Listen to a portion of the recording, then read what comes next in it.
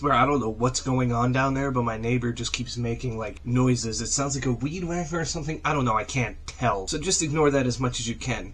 But something we couldn't ignore off of Chance the Rapper's last album, or I should say his anticipated debut album, The Big Day, was, well... I love my wife!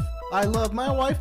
Yeah, needless to say, that hasn't aged too well, but it's been a hot minute since Chance has released a project. Singles here and there, yeah, he did that, but we were ever wondering if his second album would ever come, and here we are in 2025 with his new album, Starline. It's a 17-track album, over an hour long, and thank God it is just actually good. Like, from basically going back to not necessarily the basics of his mixtapes, but certain sounds of that, going into the more conscientious hip-hop sound. I said that completely wrong. I know, sorry, a little bit of a speech impediment.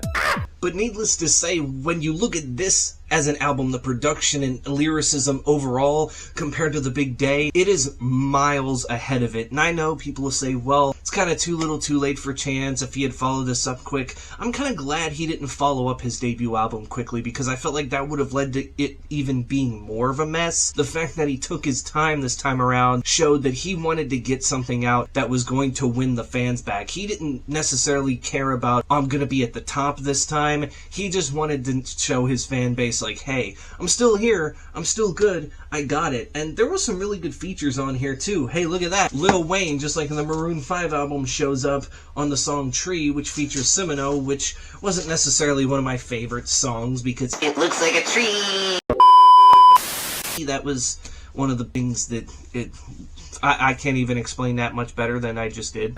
But overall, the flows and stuff was pretty cool. There's also a song like The N-Word Problem. Still not gonna say it, even though it's a part of the title, because I know how people can be. And Burn Ya Block, which I found to be decent tracks, but nothing too shabby. Then my two least favorite tracks were Space and Time and Speed of Light. I don't know, they just felt off from the rest of the album. And then the rest of the album I have in my faves. I mean, Star Side Intro is a great kickoff to kind of be like, hey guys, I'm back. There's Ride, No More Old Men, Drapetomania, I think is how you say that. Sorry if I'm mispronouncing it. Like, it should be corny, but it's like a good corny. And I like the line too where he said something about my girl said, talk stupid to me, and I was like, blah, blah, blah, or something like that. It was just like, it caught me off guard, but I'm like, you know, it's actually pretty fucking hilarious. And most of the time I would look past it, but here I'm like, you know, he's kind of having fun, and something I missed about him. He's also Back to Go,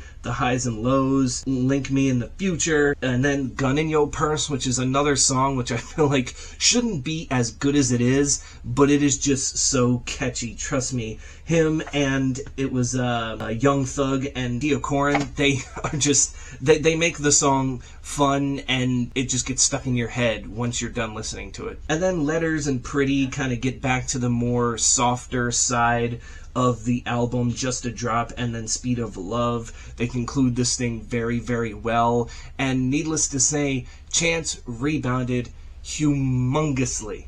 Like, again, part of me was kind of dreading going in and listening to this because of how The Big Day turned out. I'm glad that I gave it a chance, because this is what I've been expecting from Chance when he started to say, hey, I'm going to release albums rather than mixtapes at this point. And after The Big Day, I just kind of went, you know, he killed his career so much that I don't really think there's ever any going back. But yet, here we are in 2025, and he made a kick-ass album, and even the album artwork is reminiscent of what he used to do back in the day on, say, like his mixtape Acid Rap. As for the rating of this thing, I would give it a very, very high 7.5 out of 10. It has its flaws in some places, and there are some bars that are a little bit, you know, cringy, but you'll get that with a lot of rap albums, really. Even if, like, the best rappers in the world who put out the best records, they still have some things that make you question, like, why did you say that, or why did you word it like this? But sometimes it's probably because you just don't understand. But you can tell me in the comments below if you've heard this album, that is,